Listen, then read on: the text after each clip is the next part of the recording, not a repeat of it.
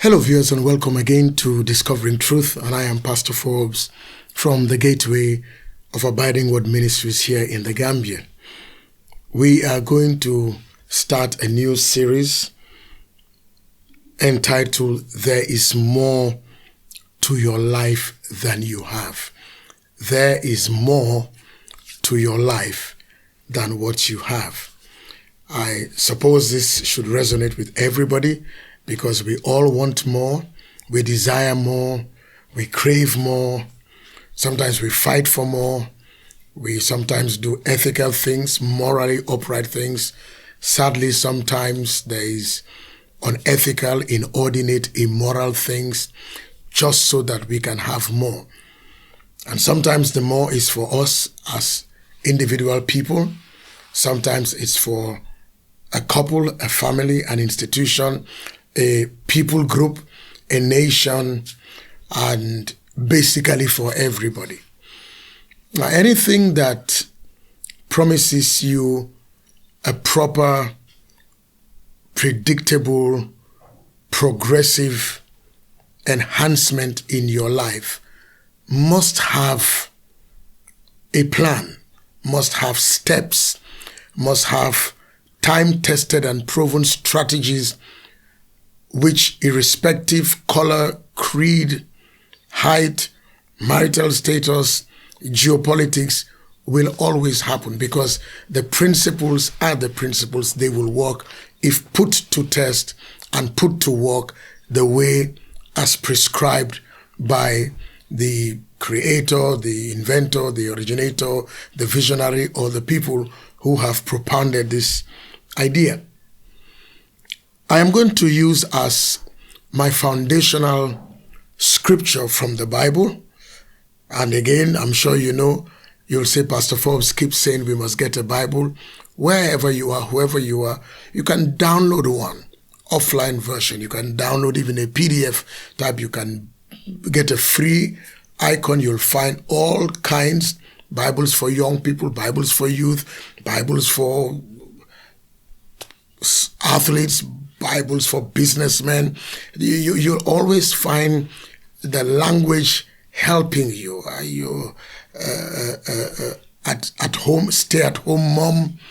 Are you in college? It reaches to every sector. The Bible in Braille, it's there. The audio Bible in all kinds of languages. Of course, you know it's the #1 top-selling book in the world. So I am going to look at the third gospel of the New Testament of the Bible. That's the gospel account that was written by the physician Luke, L-U-K-E. He wrote Luke, and then he wrote the fifth book after Matthew, Mark, Luke. You have John, then the Acts of the Apostle. He also wrote that one. And he was given an account, a personal account, a first-hand witness, eyewitness account from his perspective in both books. So I'm going to start from verse 11 of Luke's Gospel, chapter 15, from 15 to verse 32. In terms of a heading, it is popularly known as the parable of the prodigal son, or the story of the prodigal son. Over time, if you really look at it, you really will know that the more apt heading should be the parable of the loving father, the parable of the forgiving and accepting and receiving father. But we are not going to look at the father so much and the prodigal son in this series entitled There is More to Your Life Than You Have. I am going to focus, or invite us to focus together, on the older brother, because this is a story about a father and his two sons. The younger son, bold enough, daring enough, misguided, definitely misguided, but bold. Bold and misguided, sincere but wrong, fanatic but misguided, religiously fervent but wrong. He comes to ask something of his father. Number one, it's a shocking question and demand. Number two, reluctantly the father gives it to him, knowing full well that it will not work in his favor. Not because what the father was giving him was wrong, but that the timing was wrong. He was not ready yet emotionally, financially, mentally, spiritually, academically, maturedly to be able to handle what he was requesting, even though it was him. It was his. Even if he didn't ask for it, even if he didn't know it existed, it was for him. But we all know that everything has its right time, its proper place. Always. If you leave mangoes on the tree, when they are ripe, all things being equal, the monkeys don't come and eat them, the birds don't pluck them, they will fall by themselves. They will. They will. So we are reading this story, and I'm going to read, it's a bit long, I'm going to read from verse 11 to verse 32, and I will just run commentary here and there, and this will be our part one, and probably we will have 3 parts on this, parts 2 and 3. So again, if you just joined us, of course, I'm sure you know, this is Discovering Truth, and what we are discussing is entitled, There is More to Your Life Than You Have. Why am I saying that? Somebody I treasured so much, and somebody of global renown, but has predeceased me and gone to heaven. His name was Dr. Miles Monroe, coming out of Bahamas, the Commonwealth of the Bahamas. Dr. Miles Monroe has been known to say many, many mind-blowing, deep, transformative, positively influencing, godly, transformative phrases and statements, and this is one of them. Dr. Miles Monroe said, all you know is what you have learned, but what you have learned is not all there is to know. I repeat, all you know is what you have learned, what I have learned, but what we have learned is not all there is to know. There is always more. There is always better. So this series is entitled, There is More to Your Life Than You Have. So, Luke's Gospel, chapter 15, from verse 11. Then Jesus said, a certain man had 2 sons, and the younger of them said to his father, Father, give me the portion of goods that falls to me. In other words, give me my inheritance now. And as I said, what a question. It's like saying, read the will now. Read your last testament. The will and the last testament are only read after the testator has died. And then maybe the family lawyer or whoever was keeping the will, they'll call the family together and they will read the will and the last testament of so and person. I bequeath this, I bequeath that, this goes to this goes to that. And so effectively, this boy was declaring his father dead on the spot so he can get what he wanted. Maybe he felt he was broke. Maybe he felt this father in their family, the genes are very strong.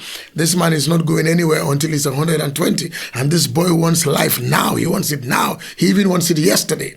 So he said, Father, give me the portion of goods that falls to me. So his father divided to them his livelihood. Gave the older brother his portion, gave the younger brother his portion. And you may not know this, but in the olden days, way back in Bible times and in the times of the Old Testament, the first son was heir apparent to the throne, and he got at least 2 things.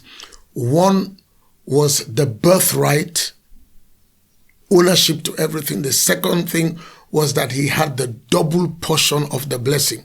So if any of the siblings were having 40,000, he was going to have 80. He was having a double portion. So to be born the firstborn was great. You have a double portion of the blessing. You have the birthright. You are heir apparent. Everything comes to you. You don't have to work for it. In many ways, in some monarchies, that happens. The first son becomes heir. Maybe daughter, I'm not too sure. But in some other monarchies, they preserve the first son and make maybe the second or the third son. Whatever it is, it means inheritance is unique and large. So when he divided his goods, the older brother certainly had more, and the younger brother had his own portion, but he was satisfied. Verse 13 says, and not many days after, or let's say soon after, the younger son gathered everything together, journeyed to a far country, and there he wasted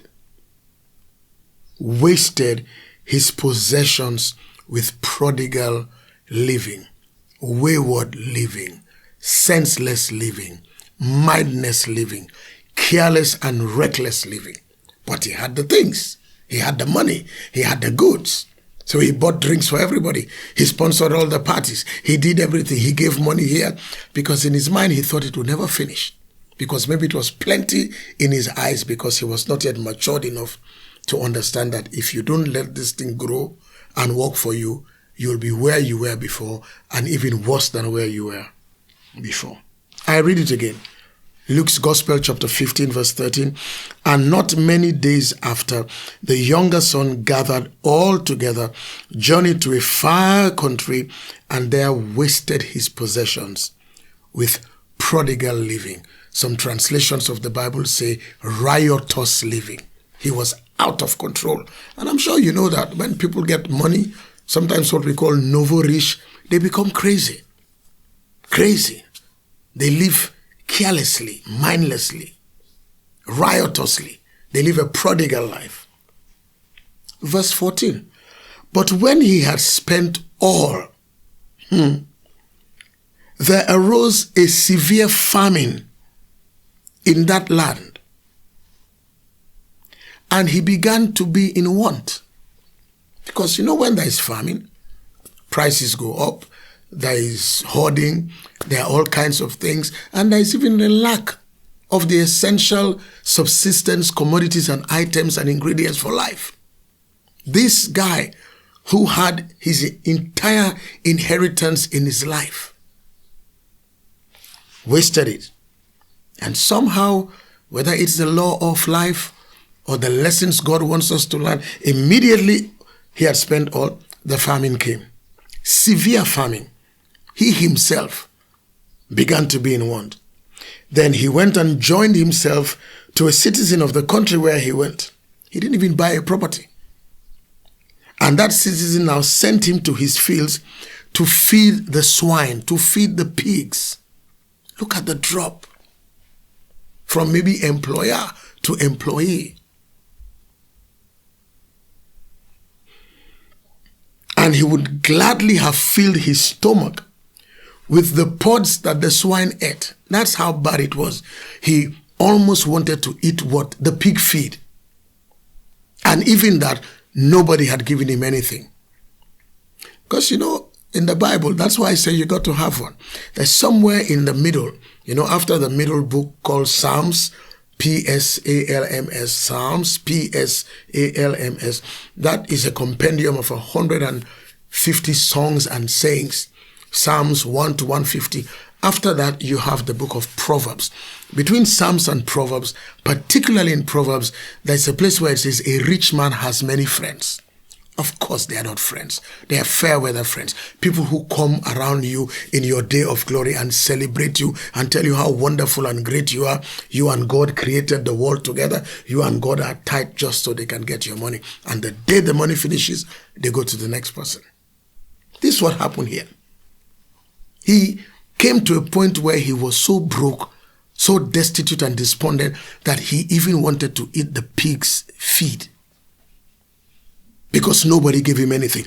Everybody left him because he had nothing to show. But then he came to himself. I always love this.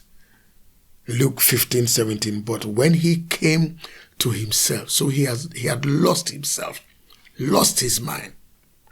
When he centered down, settled down, and saw how unwise he had become, he said this: how many of my father's hired servants have bread enough and to spare, and I am perishing here with hunger?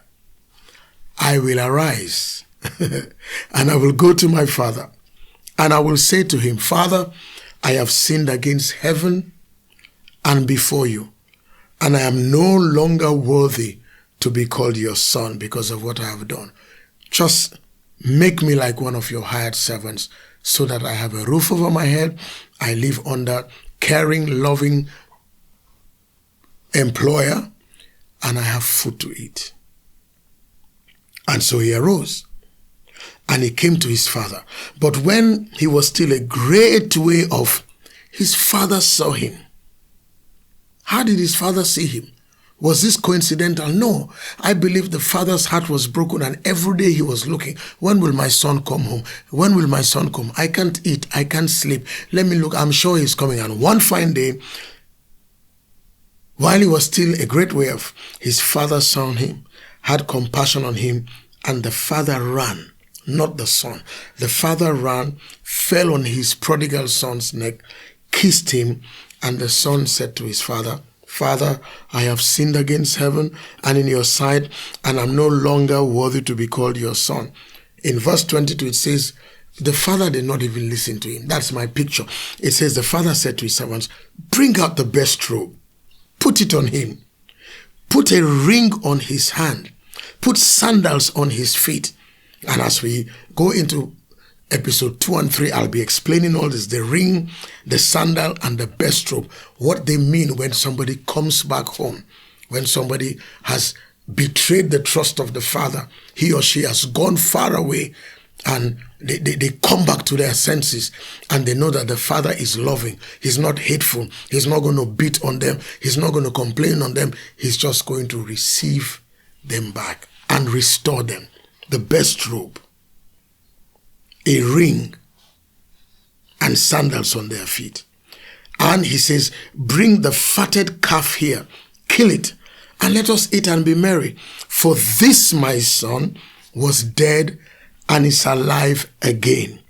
He was lost and is found. And they began to be merry. They began to enjoy. Now, trouble starts. Now, his older son, the older brother, the firstborn, was in the field. And as he was coming near from the field and he drew close to the house, he heard music and dancing. So he called one of the servants and asked, what was happening at home? And the servant said to him, verse 27, your brother has come, and because your father received him safe and sound, your father has killed the fatted calf. He who didn't even have time to talk about the ring, the robe, and the sandals, the older brother got angry. Verse 28 says, but he was angry and he refused to go into the house. And of course it was told the father. The father came out again, met him, and pleaded with him. And so he answered to his father and said, behold, all these many years I have been serving you. I have never transgressed your commandment at any time. And yet you never gave me a young goat that I might make merry with my friends. But as soon as this son of yours, you can imagine the anger and the emotion, not as soon as my younger brother, he said, this son of yours, as soon as this son of yours came, who has devoured your livelihood with harlots, he came, you killed the fatted calf for him. Listen to what the father told him. Verse 31, second to last verse. The father said to him, son, you are always with me, and all that I have is yours. This is where the topic of this series comes from. There is more to your life than you have. But if you don't know it, you may complain, you may suffer, you may shortchange yourself. You will live below the standard, yet there is more for you. The father said, son, you are always with me, and all that I have is yours. All that I have, you are heir apparent. You have a double portion of the blessing. You have a double portion of everything. All that I have belongs to you. Then the father said, it is right that we should make merry and be glad, for your brother was dead and is alive again, was lost and is now found. All that I have is yours. Folks, there is more to your life than you have. There is more to life than we know. Back to Dr. Miles Monroe's statement, all you know is what you have learned. But what you have learned, is not all there is to know. Let me change it. All you have received is not all there is to be received. All you have is what you have been able to get. But what you have been able to get is not all there is. There is more.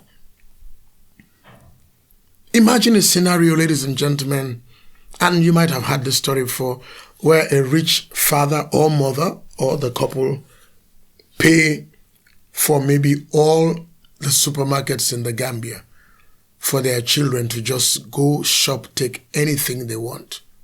All paid for.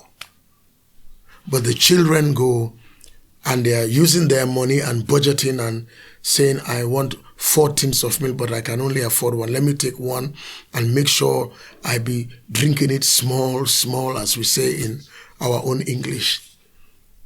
Let me take this and I don't have money. Let me put it back. I don't have the money. Yet everything has been paid for because all that the Father has is ours.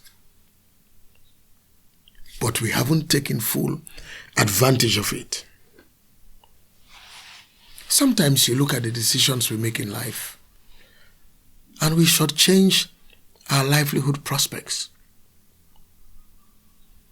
I am sure you've had this next statement I'm about to make. I've made it a lot of times and I've preached it a lot of times. I'm sure you've also heard it many times.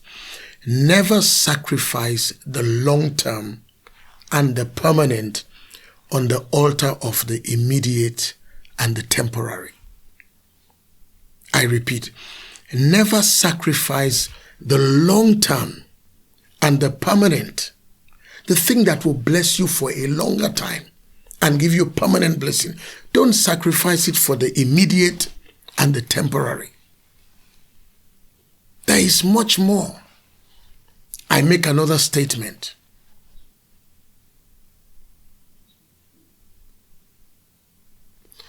Never make a permanent decision on a temporary situation. You know, there are people that maybe you have a disagreement with a friend, a spouse, or a business colleague, or you are emotional and you are upset, maybe even rightly so. But because of that, you make a permanent decision, cut all, with never again. And it was a temporary situation. Maybe it was a time-bound situation, an emotional, an age-bound situation, a biological body life situation, a mood swing, a midlife crisis, something, a blind sight. Maybe it was just a time of a bad judgment, but you make a permanent decision on it. No. There are people who have shortchanged themselves, have not gone further in life because they sacrificed the long term, the permanent, the good, the longevity, the blessing for the now. And there are many people like that. If you are familiar with the story of the twin brothers in the Bible, Jacob and Esau, it's the same thing. Esau sacrifice his birthright, his blessing as the first son because he was hungry. As if he could not fast. As if he could not even cook because he was the hunter. Jacob, his brother, was the farmer. There is more to your life than what you have. And so we are going to be exploring character, integrity, patience. We're going to investigate and interact with these principles and positions that if we take them, we will go far and get all the more. You know, somebody says, I failed an exam, I'm not going back to school. I tried to get a visa, I was denied. I was disappointed in a relationship. I was disappointed in marriage. So I'm not going down that path again. I've closed this chapter. But when you do that, you are hurting yourself. Because in every area of a failure, especially if it relates to other people, you cannot say you had a bad relationship with a lady, therefore all the 3-point-something billion women globally are all bad. You equate them all to one woman. No. You can say because your business failed in one country, you'll never do business again. You were sacked out of a nation by a bad regime and this and that and all the situations that really bring a temporary situation on us. We make permanent decisions. Rather, look at people who have succeeded, ladies and gentlemen, inventors who have failed hundreds of times. Thomas Edison for the electric light bulb. People who have just gone and gone and gone with that principle that if at first you don't succeed, try again. Be patient, be deliberate, be determined. Keep your integrity. Don't cut corners because there is a bigger thing waiting for you if only you patiently go through the process. And the word of the Father to this guy, remember, he didn't commit a crime. It's the prodigal that went out. He was there, but he was there shortchanging himself, second-guessing his father, trying to be Mr. Goody, Miss Goody, not exploring, not taking extra courses, not going online, not doing anything, just sitting down, had no spunk to rise up and challenge the status quo. And the day his daring brother, who was daringly wrong, came back, repenting fully, was being celebrated, he got upset, addressed his father in a bad way. This your son. Only for the father to tell him, look, you only needed to ask because all that I have is yours. You can live better. You can have more in life if you ask, if you do it the right way. Because you've seen what the wrong way can do. You don't have to go wrong to learn what is right. You don't have to go to jail to come out and be good. You don't have to sin to know that sin is bad. If you follow the principles of God, integrity, uprightness, truth, patience, learning respect, timing, preparation, so that when opportunity comes, you are ready, you will see that there is more to your life than you have. I want to stop here with this introduction, and next session, segment 2, we will start, or episode 2, we'll start looking at other areas that I mentioned, namely integrity, uprightness, truth, righteousness, discipline, diligence, determination, patience, all of them, that when positioned properly, great things will come. But hear me one time again, there is more to your life than you have. And let me use this opportunity to welcome and invite you all. Abiding Word, our 37th convention, beginning our 38 years as a church, is coming up November 3, 4, 5, 6, and 7 at the Gateway there in Bacau. The theme is The Unusual. Break away from the usual, come into the unusual. And the guest speaker is a renowned, phenomenal, humble servant of God, Reverend Evangelist Isaac Omolei. He'll be speaking. I will be opening the convention. We have our saxophonist, Jerry Omolei, and our in-house groups, and the main gospel artists in this country. They're all going to be there. Make it a date. Join us so that the unusual also becomes your blessing. Until I come your way next week, by the special grace of God, this is Pastor Forbes saying, God bless you. God keep you. Get ready for the unusual so that you can also come into the more things that God has for your life. God bless you. Shalom.